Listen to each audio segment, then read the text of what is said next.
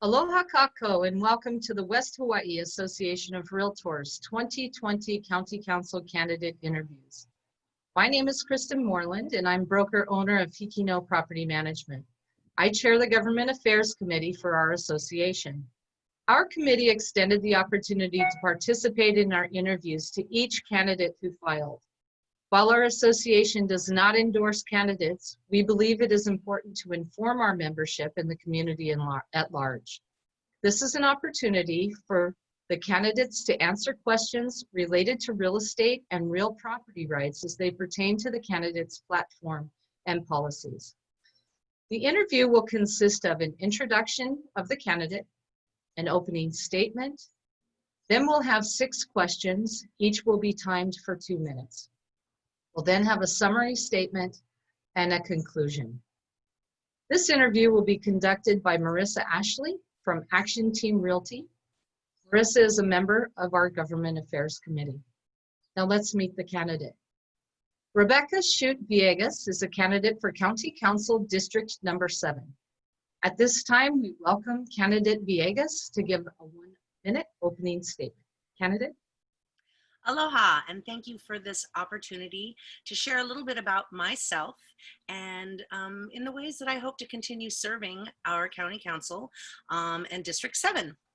I'm humbly asking for your vote to continue representing District 7. I was born and raised here on the Big Island, and I have the values, vision, and vested interest in the future of our county. I am a passionate, professional, and proven public servant, and my heart is dedicated to serving our people. During my first term, I have worked collaboratively with colleagues on the council and within the administration. I've walked hand in hand and side by side with community groups and organizations focused on activating solutions to some of the challenges we're facing right now, challenges even prior to the COVID crisis. We've worked on homeless issues, we have worked on environmental justice issues, and we continue to work on infrastructure improvement issues. During the last few years, the Big Island has faced unprecedented challenges, and we continue to overcome them. Together, I think that we can continue, I know that we will continue to overcome whatever challenges lie ahead.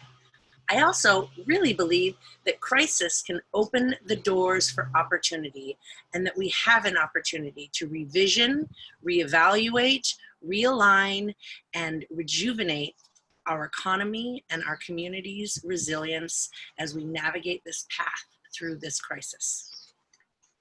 Mahalo, candidate Villegas. And now let's get on to our questions. Marissa? Thank you, Rebecca, for joining us. And our first question is about IECC. The International Energy Conservation Code was instituted with amendments last year by the County Council. An unintended consequence for residents of Hawaii is that the IECC and the Hawaii County Code combined impose unreasonable expenses to homeowners for minor modifications to their homes.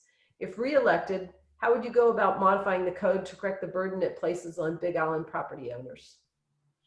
Great question, and I'm excited to answer this. One of the things that's come up recently, and very much so in the public eye, is the need for a permit in order to put a small air conditioning unit in your home.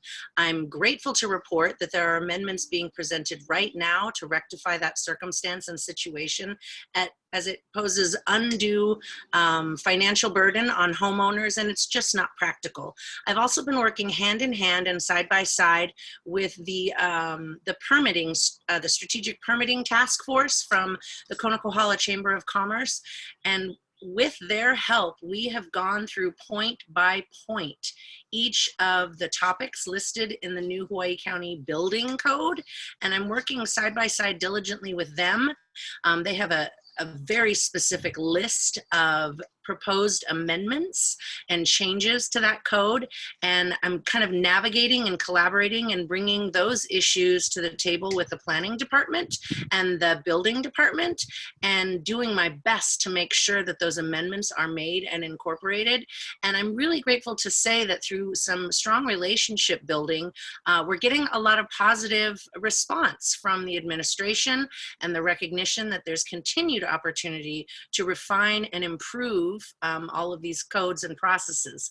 And I'm really, really hopeful and excited about the opportunity to collaborate with these groups and make sure that we don't impose further financial burden on homeowners or builders.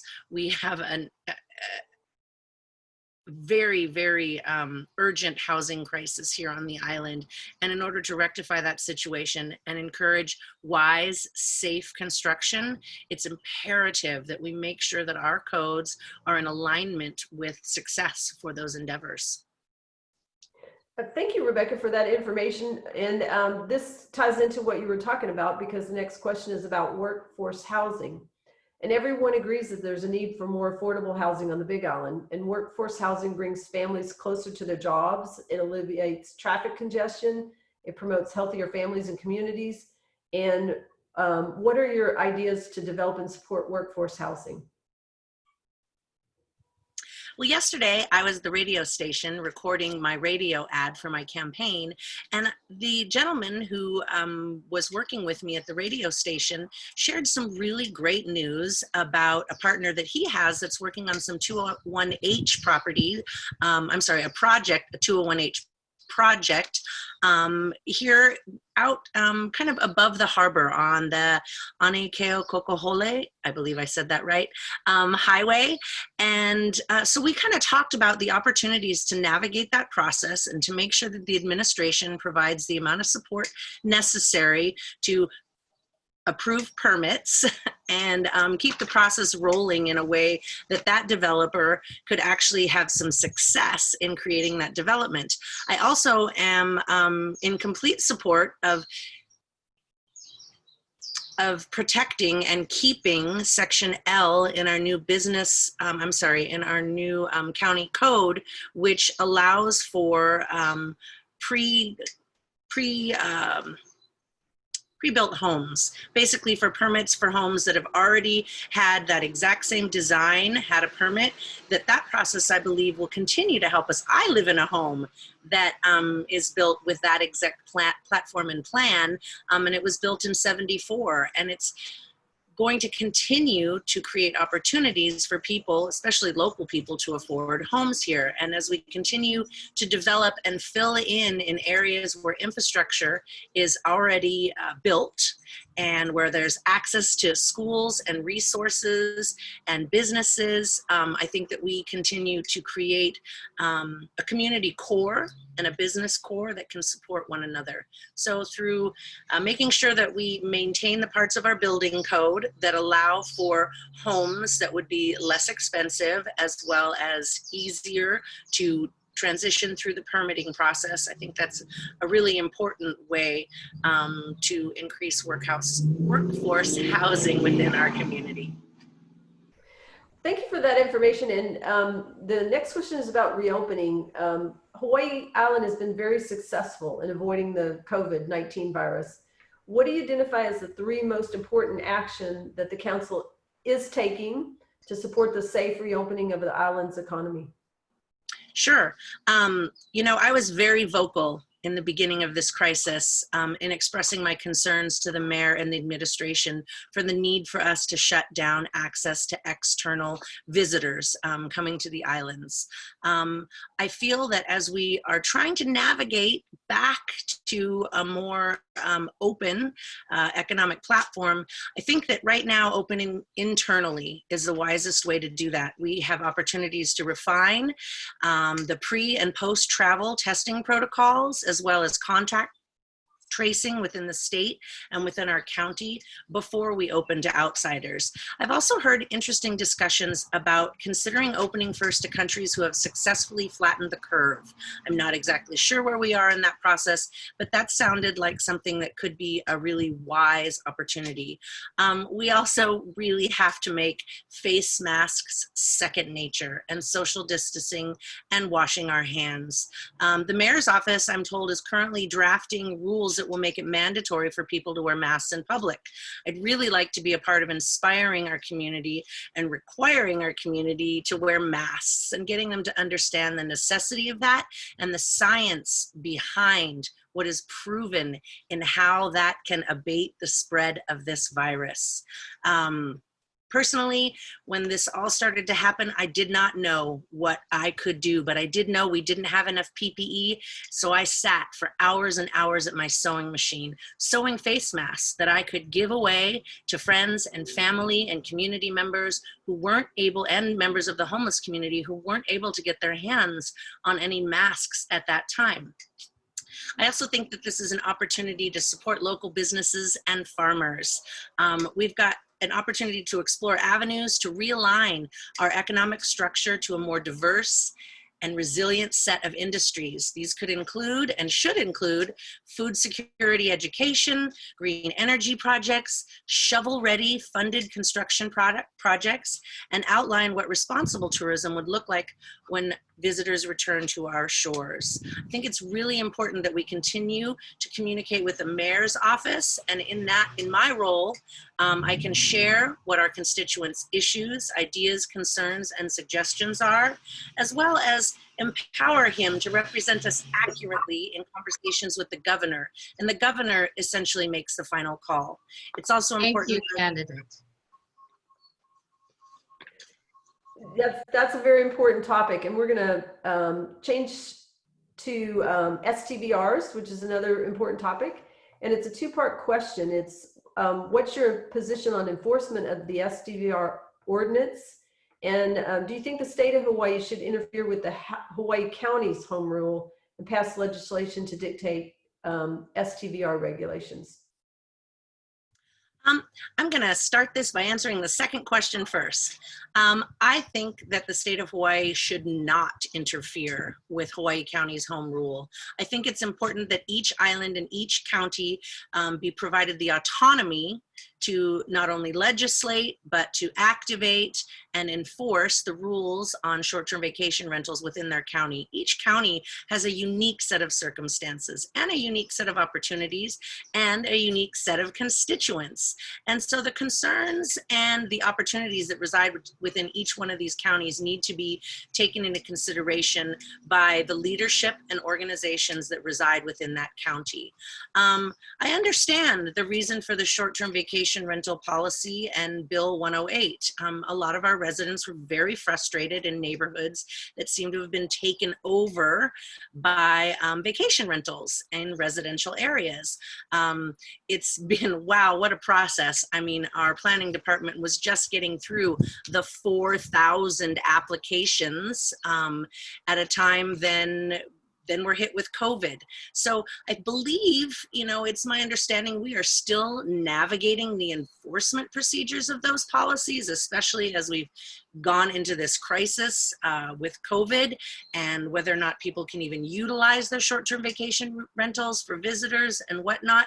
Once again, a lot of this policy, because of the current health crisis we are experiencing, this policy and what's being stated as is kind of coming from the governor and from a state standpoint. So there's a bit of an irony right now in home rule versus state rule. And I think we're seeing that under a lot of topics because so much of what's happening related to this COVID-19 crisis ends up with the governor's office and making the final decision on what's going to happen. Associated with hotels, vacation rentals, visitors, quarantines, and whatnot. On a good note, I do know a lot of friends who've been able to utilize local vacation rentals as an opportunity to rejuvenate, rest, recuperate, and spend resources here in our islands and support a circular economy here. And so, Mahalo, candidate. Thank you for your information on that. And the next question is about taxation. Increasing taxes or creating new taxes are a short-term fix and may continue to drive people out of the state. What are some of your long-term plans to help generate new sources of revenue for the county that don't include taxes? Sure. You know, it was really, really, really challenging to be faced with the decision about creating a second tax tier for second homes worth over $2 million in the county of Hawaii. It definitely didn't make myself feel comfortable or happy about it, but that's part of this job, is having to make tough choices to fill in the gaps in the short term and then take opportunities to look at the long-term strategies and plans. I'm super excited and grateful for the work of Recycle Hawaii and some of the other really dedicated organizations who are looking to alternative means for increasing the revenue potential for our county, because otherwise, really, property taxes are the only source of revenue for our county government. So one of the ideas is waste to wealth. The county is already collecting money, which if properly leveraged through partnerships with businesses and nonprofit organizations, can be used to stand up Hawaii's circular economy through waste to wealth programs. In 2008, an auditor determined that every year Hawaii County residents throw away over $11 million worth of resources. Clearly, the value of those resources has gone up since then, and the pandemic has shown us that the idea of a circular economy is not a lofty dream. Instead, it can be a necessity. The high-five disposal fees is money coming to the county from the advanced disposal fee collected on bottles and jars, and it amounted to $172,000 in the last fiscal year. Instead of paying a vendor to collect and ship these containers off island, which much isn't happening right now anyway because of the loss of our recycling vendor for the county, we could be using those funds to set up a bottle washing facility here. This kind of facility could create jobs and make it cheaper for local beverage producers to bottle on island in glass, which means less plastic to deal with. Since this program first began, the county has received $2.6 million. If that money had been used a little more wisely, we would have a bottle and jar reclamation facility here already. There's also opportunity through vehicle disposal funds. It brought in about $2.5 million in the fiscal year 18 to 19, but only $1.6 million of that was actually spent moving vehicles. There are examples in other municipalities and cities across the country who have turned utilizing their waste and turning it into resource and providing jobs in the interim. I also think we have opportunity. Thank you, candidate. Thank you, Rebecca. And the last question is about infrastructure and infrastructure improvement specifically. There was a sewage spill in Kailua Bay recently, and it closed the bay. And we need infrastructure improvements for wastewater systems, both in the residential and the commercial real estate sector. So assessing the individual homeowner for the cost is one option. What will you do in the next 2 years to move the county forward in upgrading the county's wastewater systems? Sure. Had a lot of conversations with a lot of different representatives from different groups and organizations and concerned constituents. Boy, this spill was tragic, and yet once again brings and highlights the need to make some changes and some investments in our wastewater treatment protocols. Since being elected, I've worked very closely with Cindy Puniha'ole and the Kohala Center in exploring options and ways to fund a sewer improvement district that would go from Magic Sands to Keaho.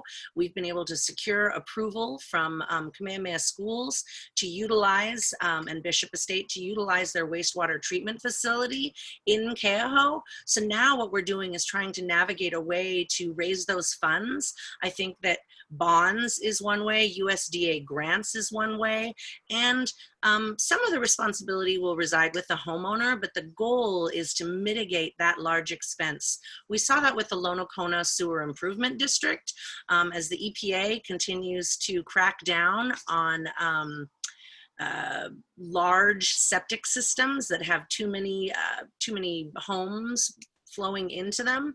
Lonokona Sewer Improvement District is an example of a project that's moved forward with a portion of the resources being paid by the homeowner, a portion by USDA grants, and a portion by the county.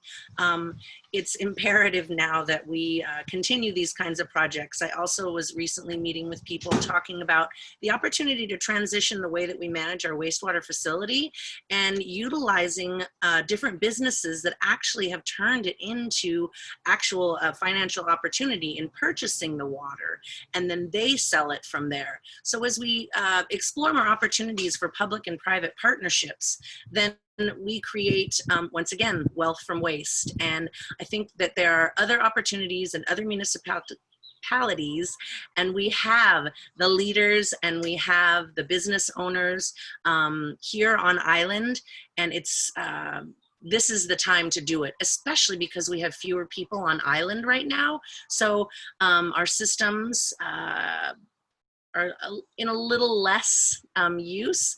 There's also incredible technologies that I've been able to learn about in the last couple of years that mitigate much of the expense and the need to dig things up as deeply, and once again create partnerships between public and private, and allow for our county government to more efficiently and effectively manage our waste, because our natural resources are our greatest economic asset, and we must take care of them. We must operate more efficiently, effectively, and responsibly with the way that we dispose of our waste. And nothing is exemplified more than the tragic spill into our Kailua Bay, which ironically is where kids who can't swim in our pool right now are swimming in our bay. And now it just seems like this almost a comedy of errors. But at the same time, if we all come together and identify solutions, I think there's an opportunity for us to improve our infrastructure, especially taking some of this CARES funding. I think that there's great opportunity for us to allocate. This will create jobs. This will create an inflow of resources. It also creates investment, not only by the administration, but by each one of us, in an understanding of how valuable our resources are and clean water is, because it directly affects our health and well-being, not only of visitors, but of us as well. Thank you so much, candidate.